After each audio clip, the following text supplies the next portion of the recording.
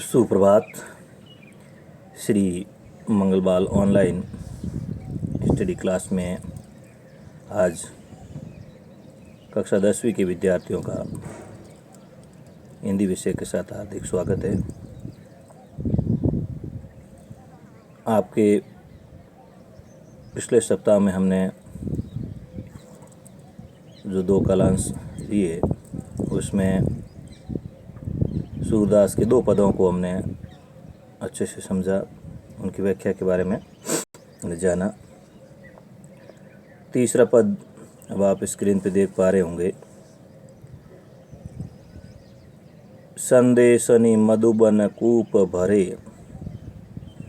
अपने तो पठवत नहीं मोहन, हमरे फिरी न फिरे, जिते पथिक पठये मधुबन, बौरी न शोध करे, के वे श्याम सिखाए प्रबोधे, के कहूँ बीच मरे, कागद गरे मेघ, मसी खूटी, सरदव लागी जरे, सेवक सूर लिखन को आंधो पलक कपाट अरे। बहुत ही अच्छा पद है सूरदास का, और इस पद से कई प्रकार के क्वेश्चन भावबोध से संबंधित के संबंधित प्रश्न बनते हैं। तो आप ध्यानपूर्वक पहले इस पद्यांश में आए कठिन शब्दों के अर्थ को समझे। संदेशनि सीधा साधा अर्थ है संदेशों से, मधुबन मथुरा को कहा गया है, कूप का अर्थ होता है कुआं। पठवत शब्द आया है पठवत, पठवत का मतलब होता है पठवत यानी भेजते, फिरी यानी इसके बाद, फिरी यानी इसके बाद, न फिरे, न फिरे का मतलब नहीं लौटे। पथिक, पथिक का अर्थ क्या होता है? राहगीर या मथुरा जाने वाले यात्री। पठये, पठये का मतलब भेजे। बौरी का मतलब पुनः आना, फिर से आना। शोध, शोध का मतलब होता है खोज या सुध लेना, संभालना। प्रमोदे, प्रमोदे का मतलब वश में कर लेना, नियंत्रण में कर लेना। सिखाइए यानी बहला फुसला कर। कागद, कागद का मतलब होता है कागज। गरे यानी गल गए। मसी, मसी शब्द का अर्थ होता है स्याही। और खूटी, खूटी का मतलब क्या होता है? अपने देश शब्द है ना, खूटना, समाप्त हो जाना।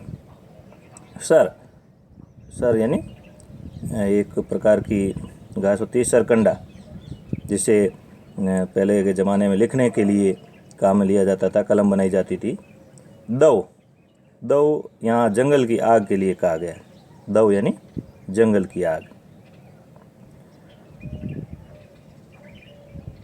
जरे यानी जल गए होंगे। सेवक लिखने वाला, सेवा करने वाला। आंधो अंधा, और के कपाट का मतलब होता है किवाड़, जिसको दरवाज़ा बोलते हैं। और अरे यानी उसके बंद हो गए होंगे। तो अब आप ध्यान देंगे, सबसे पहले हम जब व्याख्या करते हैं तो उसका प्रसंग और संदर्भ में बताना होगा। तो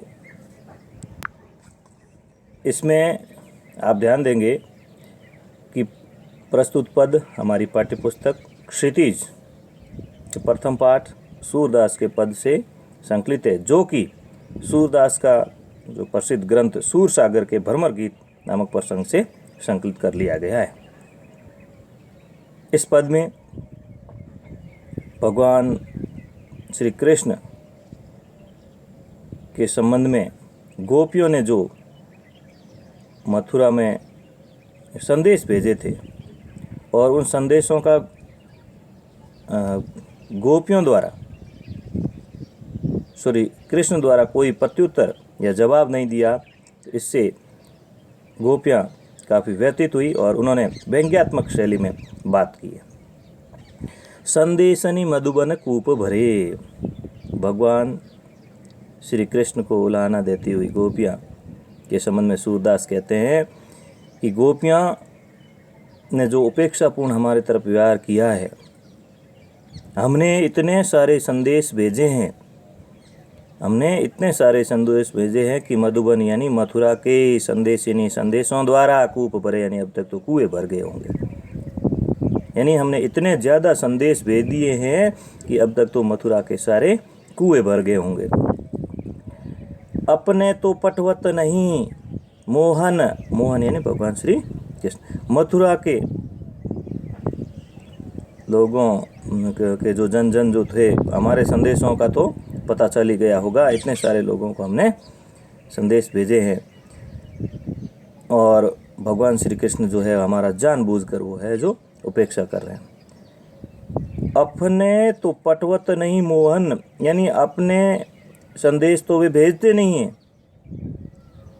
हमरे फिरी न फिरे, हमारे द्वारा संदेश जो ले गए हैं इधर लौट कर नहीं आए, उनको भी हम वापस नहीं भेजा। ऐसा लगता है जिते पथिक पटाए मधुबन को, ऐसा लगता है भगवान श्री कृष्ण ने जितने राहगीर हमने यहाँ से भेजे हैं वो पुनः नहीं आए, तो ऐसा लगता है भगवान श्री कृष्ण ने उन्हें बहका कर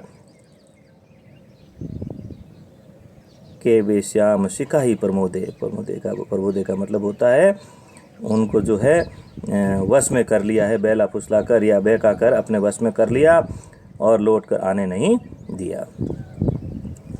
के कहूँ बीच मरे, या फिर वे संदेश लेकर आ रहे होंगे और बीच रास्ते में ही मर गए होंगे, ऐसा गोपियाँ उनको व्यंग्यात्मक शैली में बात कर रहे हैं। कागद गरे मेघ, या फिर जिन कागजों के ऊपर संदेश लिखा जाता है वे सारे कागज जो वर्षा से भीग कर गल गए होंगे। मसी खूटी, या फिर लिखने के लिए उपयोग में आने वाली स्याही समाप्त हो गई, मसी यानी स्याही।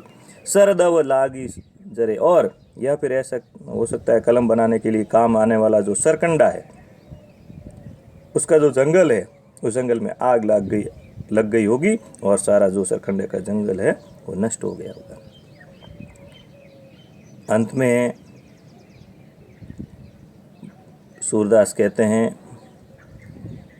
कि हो सकता है इन सब बातों के अलावा ये भी हो सकता है कि कृष्ण के पत्रों का उत्तर लिखने वाला सेवक ही अंधा हो गया होगा। सेवक सूर लिखन को आंधो, पलक कपाट अरे, यानी उसके जो है नेत्रों के पलक रूपी किवाड़ ही न खुल पा रहे हो, अर्थात पलक रूपी जो किवाड़ है या नेत्र जो है वो बंद हो गए होंगे, तभी हमारे संदेशों का अब तक कोई जवाब नहीं मिला। भावार्थ ये है कि सूरदास ने गोपियों को एक व्यंग्यात्मक शैली में प्रस्तुत किया है कि भगवान श्री कृष्ण को बार बार वे संदेश भेजकर अपनी प्रेम की अभिव्यक्ति कर रहे थे, गोपियाँ कर रही थी, लेकिन भगवान श्री कृष्ण ने उनके प्रति उपेक्षा दिखाई, जिसके चलते गोपियों ने उन्हें ये कहा कि हमारे द्वारा भेजे हुए संदेशों से हो सकता है मथुरा के कुएं भर गए होंगे। इतने सारे राहगीर हमने मथुरा जाने वाले लोगों को भेजा, उनको भी वापस नहीं भेजा और ना उन्होंने अपने संदेशवाहक को भेजा। ऐसा लगता है मानो आते हुए रास्ते में कहीं मर गए होंगे, या जो कागज गल गया होगा, या स्याही समाप्त हो गई होगी, या फिर जंगल में आग लग गई होगी जिससे सरकंडा उपयोग में लिए जाने के लिए वो भी नष्ट हो गया होगा, या फिर जो लिखने वाला व्यक्ति है वो ही अंधा हो गया। तो इसमें विशेष की कुछ बातें निकल कर आती है। सबसे पहले आप लिखोगे कि गोपियों का, इसमें गोपियों ने व्यंग्यात्मक शैली प्रयोग की है। अगली बात, गोपियों को इतना अब यकीन हो गया है कि भगवान श्री कृष्ण उनके साथ छल कपट या धोखा कर रहे हैं, और इसमें पलक कपाट यानी रूपक अलंकार और वर्ण आवृत्ति में श्याम सिखाई, मेघ मसी में अनुप्रास अलंकार भी प्रयुक्त हुआ है। तो प्यारे विद्यार्थियों, ये तो था इस पैराग्राफ की व्याख्या और भावार्थ।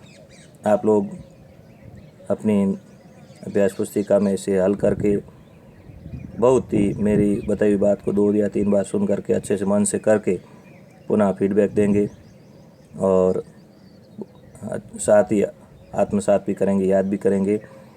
क्योंकि मैं चाहता हूँ कि थोड़ा ज़्यादा कंसेप्ट लिया जाए, लेकिन वीडियो बड़ा हो जाने से उसकी जो गुणवत्ता है वो ख़त्म हो जाती है, इसलिए मैं सीमित ये भेज पा रहा हूँ। आप लोग जितना करवाया जाए उसे याद करें, और इस पैराग्राफ से संबंधित छोटे छोटे आप कम से कम 10 प्रश्न बनाएंगे, और लघु उत्तरात्मक और अति लघु उत्तरात्मक उन प्रश्नों के उत्तर भी आप साथ में लिखेंगे। जैसे मथुरा के कूप कैसे भर गए होंगे, तो आप उसका उत्तर लिखेंगे कि गोपियों ने भगवान श्री कृष्ण को बहुत सारे संदेश भेजे और उनका अनुमान था कि अब तक तो उनके सारे कुएं ही भर गए होंगे। इस प्रकार आप अनेक क्वेश्चन बनाकर उनके हल भी लिखेंगे। आप घर पे होंगे, स्वस्थ होंगे और पढ़ाई कर रहे होंगे। जय हिंद, जय भारत।